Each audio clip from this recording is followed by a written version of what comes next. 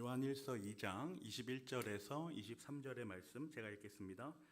여러분이 진리를 알지 못한다고 해서 여러분에게 내가 이렇게 써 보내는 것이 아닙니다. 오히려 여러분이 진리를 알고 있기 때문에, 그리고 또한 여러분이 거짓은 모두 진리에서 나오지 않는다는 것을 알고 있기 때문에 이렇게 써 보내는 것입니다. 누가 거짓말쟁이입니까? 예수가 그리스도이심을 부인하는 사람이 아니고 누구겠습니까? 아버지와 아들을 부인하는 사람이 곧 그리스도의 적대자입니다. 누구든지 아들을 부인하는 사람은 아버지를 모시고 있지 않은 사람이요, 아들을 시인하는 사람은 아버지를 또한 모시고 있는 사람입니다. 아멘.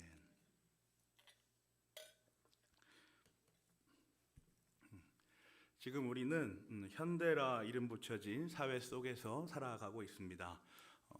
우리가 아는 것처럼 이 현대라는 시대는 지난 여러 세월들이 지나서 모든 것들이 축적되어서 그동안 압축되었던 긴 역사들의 산신들, 또 열매들을 표현해냅니다.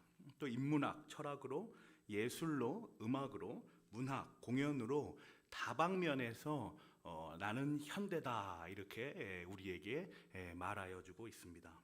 그래서 현대는 현대인들에게 이 다양한 활동들을 통하여 지금 현대인들이 어떤 시대를 살고 있는지를 잘 보여줍니다. 오늘 우리가 나눌 것은 바로 이 부분인데요. 여러분은 우리가 살고 있는 이 현대를 어떻게 이해하고 계십니까? 오늘 본문은 성경을 기준으로 현대를 어떻게 이해하고 또 다루어 낼 것인가, 성도가 과연 어떻게 이 현대 속에서 이 상황들을 잘 받아내고 또 다루어 낼 것인가에 대한 방법들을 교훈하고 있습니다. 저는 아내와 1년에 한 2번 정도 미술관에 다녀오는 것 같습니다. 고대 시대부터 현대까지 특정 시대를 찝어서 다닌다기보다 요거 한번 가보면 좋겠다라는 생각으로 한 2번 정도 관계없이, 시대와 관계없이 미술관을 찾아 나서는데요. 미술관에 가서 다양한 작품들을 보고 있으면 여러 가지 생각이 빠져듭니다. 또 우리 아내가 이제 미술을 전공해서 옆에서 이러저러한 설명들을 덧붙여서 해주죠. 그러면 이제 저도 이해가 가고 또 그 설명들을 잘 들어줍니다. 그런데 흥미로운 사실 하나가 발견되죠. 고대부터 중세를 거쳐 근대를 경험하고 현대로 갈수록 작품을 바라보고 이해하는, 그 해석하는 그러한 시각들이 점점 독특해지고 있다라는 겁니다. 그것은 바로 작품을 창작한 작가가 서서히 보이지 않으면서 작가가 창작한 작품을 관람하는 관람객들이 이제 두드러지는 현상을 볼 수 있는 거죠. 그림을 한번 보세요. 이게 다음 그림이에요. 이 그림을 보면 옛날 시대의 그림과 요즘 시대의 그림이 아주 다름을 볼 수 있습니다. 하나하나 넘겨주시면 돼요. 오른쪽. 그렇죠. 네. 많이 다르죠.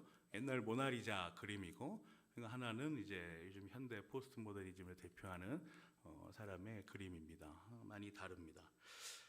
한 작품에 있어서 가장 중요한 것은 무엇입니까? 무엇 때문에 그 작품이 있게 되었죠? 작가가 가장 중요한 요소입니다. 그 작가가 그 작품을 왜 작업하였는지, 어떤 감정 상태에서 그 작품을 제작하였는지, 그 작품을 제작한 작가의 성격은 평소 어땠는지와 같은 그 작품을 제대로 알기 위해서는 작가에 대한 이해가 있어야 합니다. 그래야 작품의 진리를 알 수가 있는 것이죠. 그러나 현대로 넘어오면서 한 작품을 이해하는 데 있어 작가는 더 이상 중요한 사안이 아니게 된 겁니다. 작품의 진리를 아는 작가의 존재가 점점 사라지고 있는 것이 현대의 이해이죠. 그리고 작품을 관람하는 절대 다수의 관람객들이 저마다 자신이 이 작품의 진리이다라고 이야기하고 외치는 것이 현대의 미술입니다. 한 작품을 감상하면서 느끼는 수많은 정서들과 또 어떤 분위기, 그리고 정처 없이 다니는 사색들만이 그 작품을 평가할 수 있게 된 시대가 된 것이죠. 어떻게든 그 작품이 가진 진리를 알아내기 위해서 파헤쳤던 그 작가에 대한 이해를 벗어나서 작품을 감상하는 절대 다수가 내가 관람하고 있는 이 상황, 이 느낌, 이 분위기, 이 정서가 바로 이 작품에 대한 진리이다라고 말하고 있는 것입니다. 놀라운 것은요, 이러한 현상은 비단 예술에서만 일어나는 것이 아니죠. 한 시대를 공유하고 있는 다른 여러 분야에서도 나타납니다. 음악과 철학과 예술, 문학에서도 이런 일들이 일어나죠. 심지어는 현대 신학에서도 진리보다 해석을 앞세우며 저마다 자신이 진리라고 외치는 현상들이 보여집니다. 참 놀라운 일인데요. 소위 자유주의 신학이라고 불리우는 신학 기조에서 드러나는 특징들은 정말 이것이 과연 기독교란 말인가라는 생각이 들 정도로 단 하나의 진리에 대한 바른 신학이 상실되고 있는 것을 우리가 봅니다.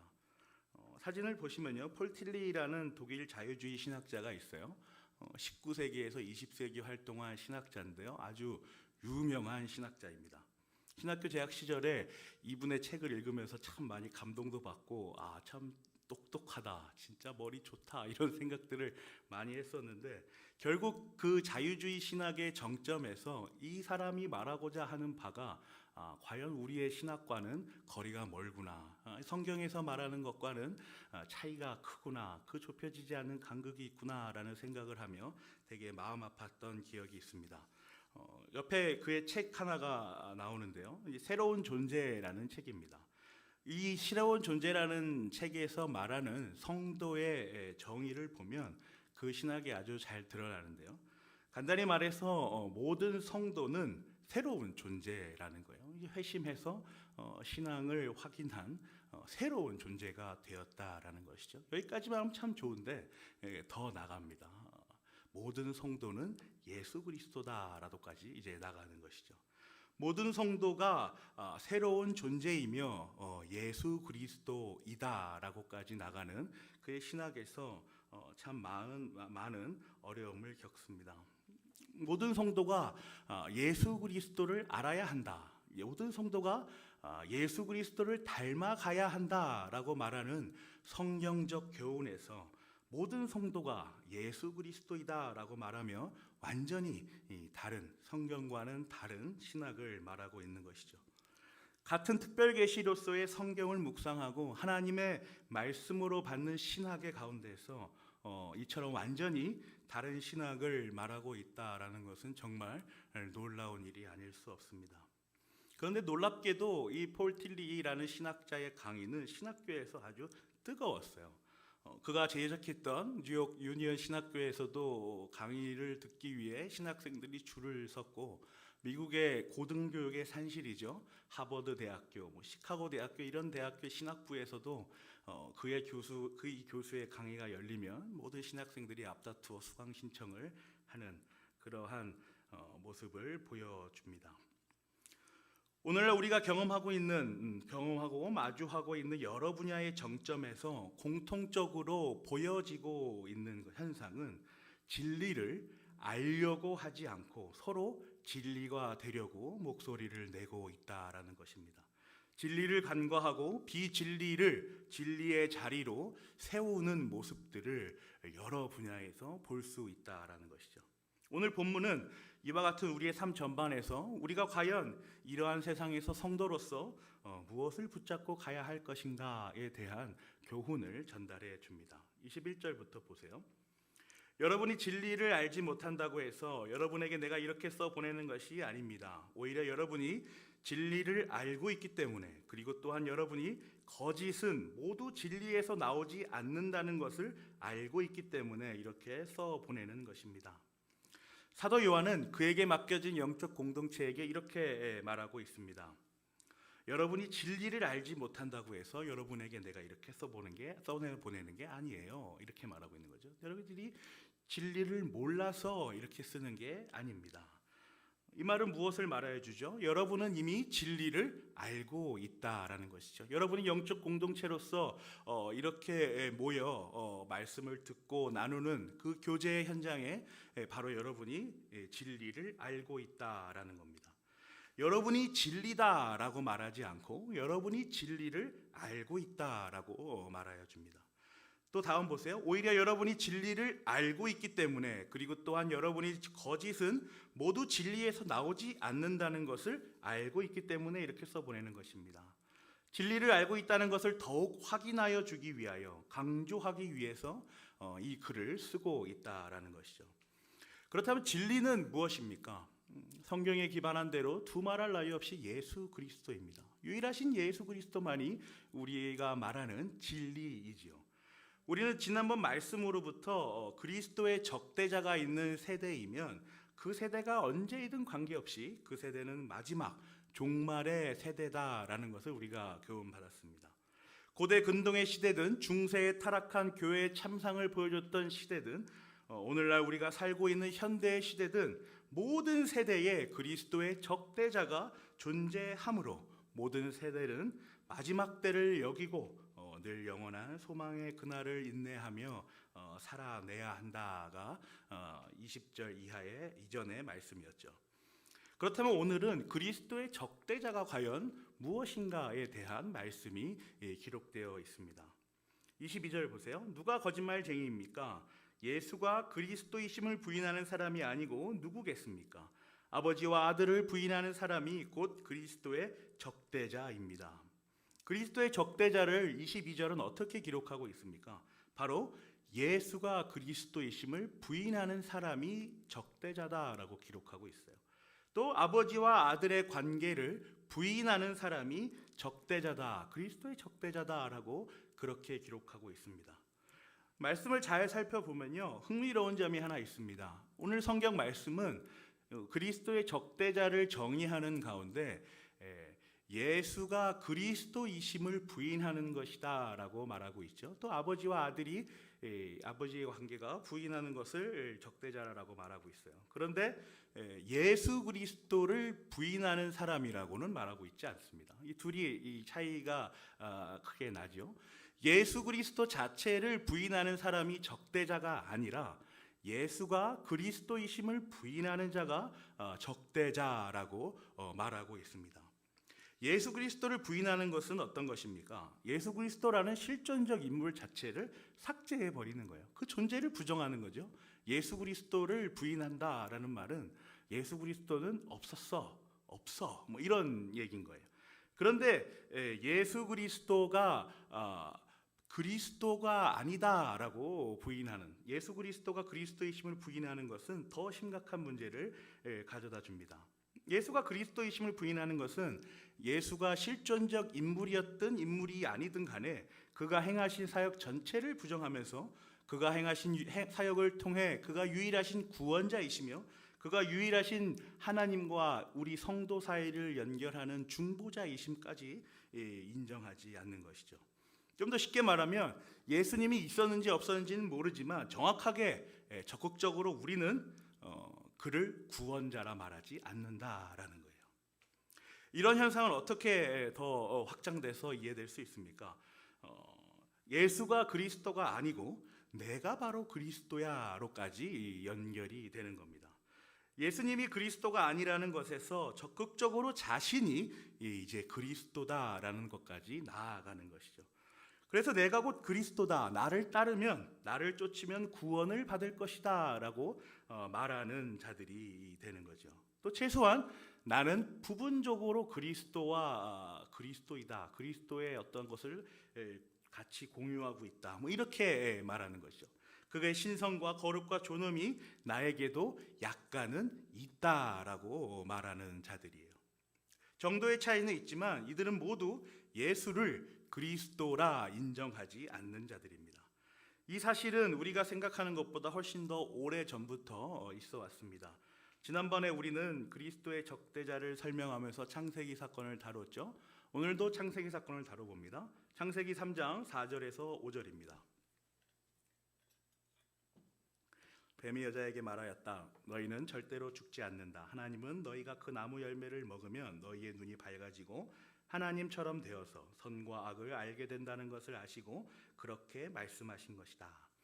뱀이 여자를 미혹해 할 때 어떤 말을 사용하죠? 하나님처럼 되어서 이 말을 사용하죠. 이 선악과를 먹으면 하나님처럼 된다라는 유혹입니다.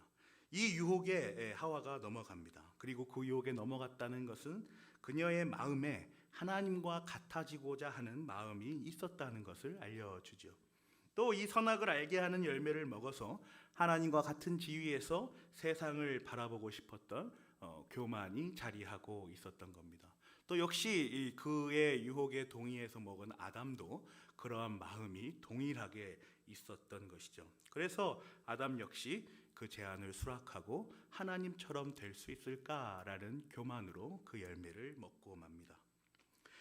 자신이 하나님과 같아지고자 하는 마음, 자신이 구원자 그리스도가 되려는 욕망, 이는 우리 인간 모두의 마음속에 자리 잡고 있는 교만의 한 형태입니다.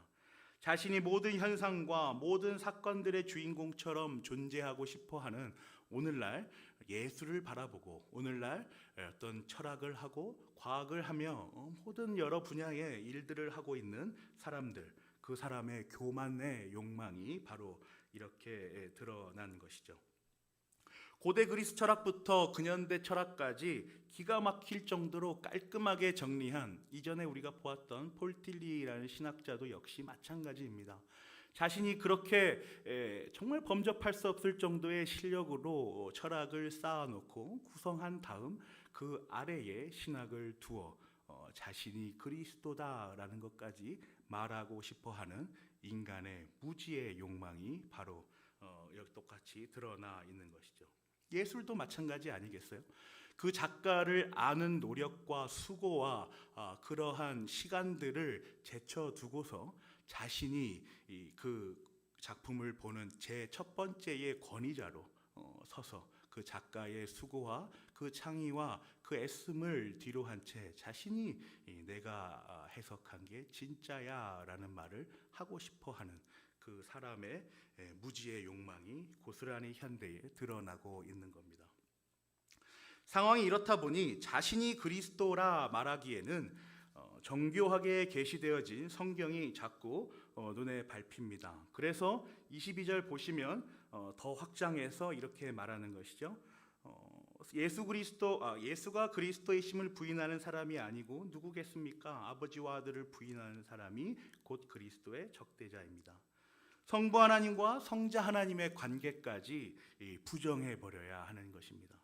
자신이 그리스도와 같이 거룩하고 존엄한 그 유일한 진리가 되려면 나와 하나님과 같다라는 것까지는 못 나가는 것이죠. 그러면 더 교만하고 무지한 그 욕망을 표출해내면 어떻게 되겠습니까? 이제는 내가 그리스도이신 걸 넘어서 내가 창조주 하나님이다까지 나아가지 않겠습니까? 인간의 교만함은 이렇게 끝이 없습니다. 브레이크가 없는 자동차가 낭떠러지로 가는 것처럼 기찻길 위에 기차가 좌우로 움직이고 싶어서 발버둥을 치는 것처럼 정신없이 위험하기 짝이 없고 불안하기 짝이 없는 그러한 광경을 오늘날 인간은 현대란 사회에서 계속해서 이루어내고 있습니다. 이러한 상황은 지난번 우리가 나누었던 예수 그리스도께서 예언하는 상황과 정확하게 일치합니다. 마태복음 24장입니다. 3절에서 5절 보세요. 예수께서 올리브산에 앉아 계실 때에 제자들이 따로 그에게 다가와서 말하였다. 이런 일들이 언제 일어나겠습니까? 선생님께서 다시 오시는 때와 세상 끝날에는 어떤 징조가 있겠습니까? 우리에게 말씀해 주십시오. 예수께서 그들에게 말씀하셨다. 누구에게도 속지 않도록 조심하여라. 많은 사람이 내 이름으로 와서 말하기를 내가 그리스도이다 하면서 많은 사람을 속일 것이다. 요한일서의 맥락에 따라 언제나 마지막 때로 살아야 한다라는 말씀의 교훈은 예수님께서 말씀하신 실제로 일어날 역사적 정황에 따라 내가 그리스도다라는 사람이 그렇게 말하는 사람이 많아질 것이다라는 예언으로 확인되어집니다. 이러한 자들이 실제로 그 당시에도 있었고 앞으로도 계속 일어날 것이라 라는 것이죠. 23절 보세요. 누구든지 아들을 부인하는 사람은 아버지를 모시고 있지 않은 사람이요 아들을 시인하는 사람은 아버지를 또한 모시고 있는 사람입니다. 이들은 아들을 부인하는 사람이고 그래서 아버지를 모시고 있지 않은 사람들입니다. 스스로 자신이 그리스도다라는 호칭을 부여하고 있으니 성부와 성부를 어떻게 그 관계를 인정하겠습니까? 삼위일체 하나님을 어떻게 받아들일 수 있겠어요? 절대로 불가능한 일이죠. 근데 다음 말씀 보세요. 아들을 시인하는 사람은 아버지를 또한 모시고 있는 사람입니다. 예수 그리스도를 그리스도라 받아들이고 있는 사람은 성부 하나님의 존재 또한 받아들인다라는 말씀이죠. 요한일서 본문은 예수를 그리스도로 인정하는 것과 성부와 성자의 관계를 받아들이는 것을 이어서 연속해서 이어져 있다고 교훈하고 있습니다. 그런데 뒤에 말 보세요. 본문에 쓰인 시인하다라는 동사는 말 그대로 고백하다라는 의미를 가지고 있습니다. 그러니까 예수를 그리스도라고 고백하고 있는 것이죠. 예수님은 그리스도야 이렇게 고백하고 있는 것입니다. 참 놀라운 은혜이죠. 외부에서 보는 그 어떠한 강력한 은혜, 그 힘과 함께 자신에게 예수를 그리스도다라고 인정할 만한 그 담대함과 용기를 한 성도에게 하나님께서 불어넣어 주시는 것입니다. 우리가 스스로 정하거나 결단하거나 다짐하는 것이 아닌 것이죠. 우리는 이러한 신앙 고백의 모범을 한 말씀으로부터 확인합니다. 마태복음으로 가볼까요? 마태복음 16장 13절에서 20절입니다. 제가 읽겠습니다. 예수께서 빌립보의 가이사라 지방에 이르러서 제자들에게 물으셨다. 사람들이 인자를 누구라 하느냐? 이때도 예수님께서 물어보신 거예요. 내가 누구냐라는 것을 제자들보다 먼저 사람들이 뭐라고 하느냐라고 물어보시는 것이죠.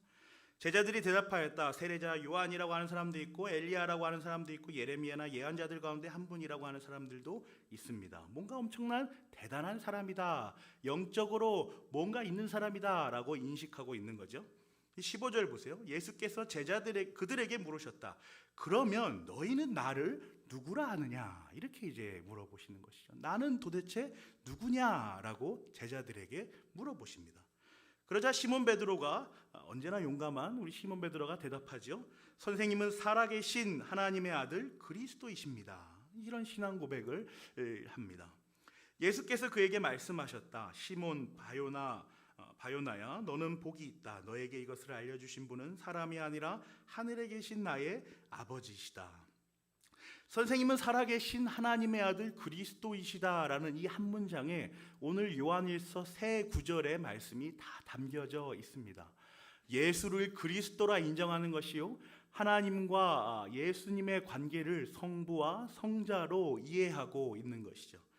그러한 신앙 고백에 예수님께서는 그에게 너에게 알려주신 분은 이 신앙 고백이 가능한 까닭은 사람이 아니라 하나님으로부터 네가 이걸 받았기 때문이다 이렇게 말하죠. 그리고 이어서 18절 20절까지 나도 너에게 말한다. 너는 베드로다. 나는 이 반석 위에다가 내 교회를 세우겠다. 죽음의 문들이 그것을 이기지 못할 것이다. 내가 너에게 하늘나라의 열쇠를 주겠다. 네가 무엇이든지 땅에서 매면 하늘에서도 매일 것이요 땅에서 풀면 하늘에서도 풀릴 것이다. 그때 예수께서 제자들에게 엄명하시기를 자기가 그리스도라는 것을 아무에게도 말하지 말라고 하셨다. 자기가 그리스도이심을 말하지 말라고 하시는 것입니다.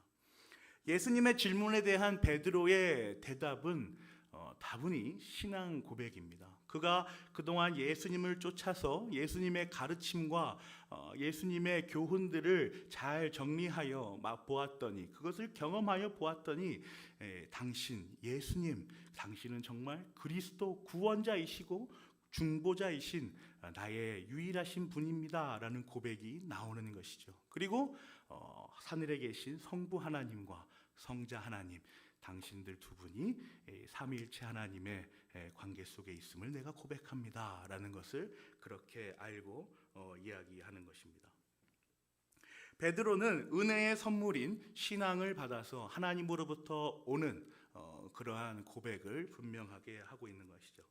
그렇기 때문에 연속적으로 요한일서는 오늘 우리가 본 본문은 우리가 진리이다라는 식으로 말하지 않고 우리는 진리를 알고 있다라는 식으로 말하는 것입니다. 우리가 진리이다, 내가 예수 그리스도와 연합된 자로서 고귀하고 귀한 성도이다 라고 말할 수도 있을 법한데, 그렇게 말하는 것이 자기가 그리스도다라고 말하는 것과 동일한 말인 것 같고, 그렇게 말하는 것임을 알고 우리는 예수 그리스도 진리를 안다라고 그렇게 기록하고 있는 것이죠. 사랑하는 고향제일교회 성도 여러분, 우리는 하나님께서 베푸신 긍휼과 자비로서 전적으로 하나님의 은혜로 예수님께서 그리스도이심을 신앙 고백하는 성도입니다. 이 진리를 고백하는 것은 우리의 의지와 결단이 아니며 오직 하나님께서 우리에게 내려주신 은혜이며 복입니다. 예수님께서 베드로에게 복이 있다고 말씀하시는 것을 보세요. 어떤 복을 말하는 것입니까? 하나님께서 영원전 작정하신 그 구원의 복이 그 예정에 따라 베드로의 마음속에, 그 영혼에 강하게 심기어지고 있음을 예수님도 보신 것이죠. 예수님도 하나님이 택하신 자가 누군지 알지 못합니다. 다만 예수님께서, 하나님께서 허락하신 그 은혜의 선물인 신앙을 저렇게 담대하게 담담하게 고백하고 있는 베드로의 모습을 보며 네가 과연 성도구나, 네가 과연 택함 받은 자로구나, 너에게 복이 있구나 라고 그렇게 말씀하시는 것입니다. 베드로는 하나님과 아들의 관계, 아버지와 아들의 관계를 말씀에 근거하여 알고 있고, 또 그 말씀을 확신하는 가운데 믿음으로, 자신의 그 견고한 신앙으로 예수님을 그리스도라 고백하고 있습니다. 이 전적인 은혜로 말미암는 신앙 고백은 바로 성도에 드러나는 모습입니다. 성도라면 누구나 이러한 신앙 고백을 할 수 있는 것이죠. 우리가 예배 전에 늘 낭독하고 외치는 신앙 고백이 있지 않습니까? 이 신앙 고백을 할 때 한번 생각해 보세요. 우리가 한 목소리로 하나의 신앙을 모두가 고백하는 겁니다. 이것이 어떻게 가능하겠어요? 우리의 삶의 철학과 우리 자신의 성품과 여러 삶의 모습들이 다를 터인데, 교회에 와서 이 영적 공동체 안에서만은 이 하나의 신앙을 고백하고 있는 것입니다. 성경으로부터 안 것이고 그 전부터 영원전 하나님의 택하심을 받은 그 은혜로 말미암는 고백을 우리가 하고 있는 것이죠. 그런데 이 마태복음 말씀과 오늘 요한복음의 본문을 잘못 이해하면, 이 말씀을 그대로 받지 않고 왜곡되거나 잘못된 신앙을 가지게 되면 큰 일이 일어납니다. 그 대표적인 사례가 바로 로마 가톨릭이죠. 종교개혁주의인데요. 로마 가톨릭은 이 마태복음 16장 말씀을 완전히 잘못 이해합니다. 그 잘못된 이해를 바탕으로 왜곡된 신앙을 주장하죠. 18절 보세요. 그들이 가장 근본적으로 세우는 본문 중에 하나가 이 마태복음 18절 말씀입니다. 나도 너에게 말한다. 너는 베드로다. 나는 이 반석 위에다가 내 교회를 세우겠다. 죽음의 문들이 그것을 이기지 못할 것이다. 베드로는 헬라어로 이제 페트로스라는 단어예요. 그리고 반석은 페트라라는 거거든요. 어원이 같습니다. 그래서 로마 카톨릭은 너무나도 단순하게 이 두 단어를 동의어로 만들어 버려요. 그래서 베드로 위에 교회를 세우겠다라고 이해합니다. 베드로라는 한 사람 위에 교회를 세우겠다라고 이해하는 것이죠. 그런데 예수님께서 말씀하신 반석에다 교회를 세우겠다라는 말씀은 베드로 위에 교회를 세우겠다라는 말씀이 당연히 아닙니다. 18절에 기록된 이 반석은 17절에 기록된 베드로의 신앙 고백입니다. 17절 보세요. 예수께서 그에게 말씀하셨다. 시몬 바요나야, 너는 복이 있다. 너에게 이것을 알려주신 분은 사람이 아니라 하늘에 계신 나의 아버지시다. 결코 변하지 않으며 없어지지 않고 무효화되지 않고 한번 신앙이 들어가면 그 신앙이 끝까지 유지될 수밖에 없는 하나님의 절대 권위의 그 구원의 역사 가운데 이 신앙, 이 반석이 자리하고 있는 것이죠. 그리고 이 반석 위에다가 나의 몸된 교회를 세우겠다라는 교훈인 것입니다. 그러니 얼마나 튼튼하고 견고한 반석이겠습니까? 이 반석이 무너지겠습니까? 결코 무너질 수 없는 반석이죠. 이러한 맥락에서 베드로가 한 신앙 고백은 베드로에게서 나온 신앙 고백이 아닌 것이죠. 분명 예수 그리스도를 사랑하는 하나님께서 성도로 세우신 그 선택의 작정 아래 나온 확신에 가득 찬 한 성도의 신앙 고백인 것입니다. 17절 말씀이 이 사실을 더욱 확고하게 합니다. 시몬 바요나야, 너는 복이 있다. 구원의 복이 있다. 너에게 이것을 알려주신 분은, 이 신앙을 고백하도록 이 신앙의 내용을 채워주신 분은 사람이 아니라 하늘에 계신 나의 아버지시다. 성부와 성자의 관계 속에서 너는 그 택함을 받은 사람이다, 성도다라는 것이죠. 그러나 로마 카톨릭은 한 성도인 베드로를 뭐라고 말합니까? 초대 교황이라고 말합니다. 왜냐하면 베드로 위에 교회를 세웠다고 이해하고 있으니까요. 교회의 권위를 그래서 교회가 아니라, 예수님이 아니라, 하나님의 선택이 아니라 교황에게 교회의 권위를 부여하는 것입니다. 정말 심각한 왜곡이죠. 그래서 19절에 나온 천국 열쇠에 대한 권위도 교회가 아니라, 예수 그리스도가 아니라, 하나님이 아니라 바로 교황이 가지고 있는 것입니다.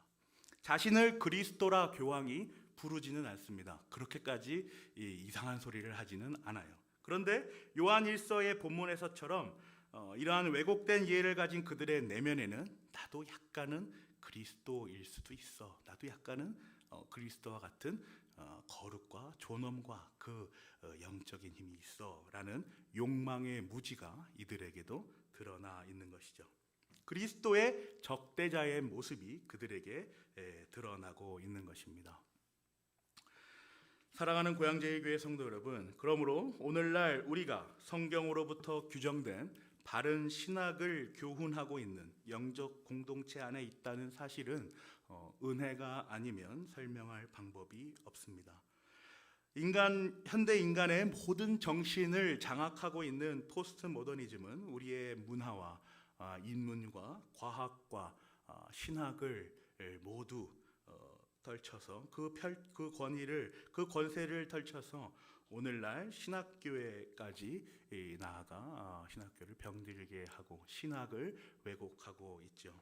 그리고 그곳에서 열심히 그 병든 왜곡된 신학을 연구한 목사들이 교회로 보내어져 말씀 사역자로 세워지고 있는 것입니다. 참 아프고 참담한 현실이죠. 그러나 우리는 여전히 감사한 것은 현대의 이러한 사조들이 날뛰고 그렇게 권세를 드러내고 있는 가운데서 하나님께서 일반 학문들을 통하여 그 일반 계시를 하나님의 창조의 빛 아래에서 볼 수 있는 그러한 은혜를 허락해 주시고, 또 특별히 특별 계시로서의 이 성경을 바르게 이해하고 바르게 묵상하고 연구하는 그 목사들로 통하여 말씀이 바르게 선포되는 그러한 은총을 우리 성도들에게 보여주십니다. 또 그러한 교회 택함 받은 자들의 삶 가운데 그 계시들을 보여주고 계시는 것이죠.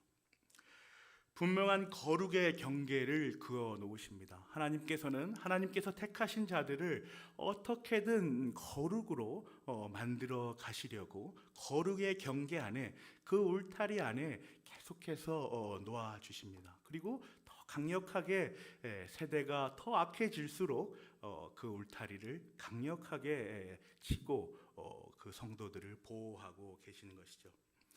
깨달아 알게 하시고 신앙을 고백하게 하시며 그리스도의 몸된 교회의 지체로 세워주십니다. 또 각자 맡은 은사에 따라 직분자로서 직분을 감당하게 하시는 것이죠. 이 은혜의 사역을 순종으로 받아 주어진 삶을 거룩하게 살아내는 귀한 성도님들이 되시기를 간절히 기도합니다.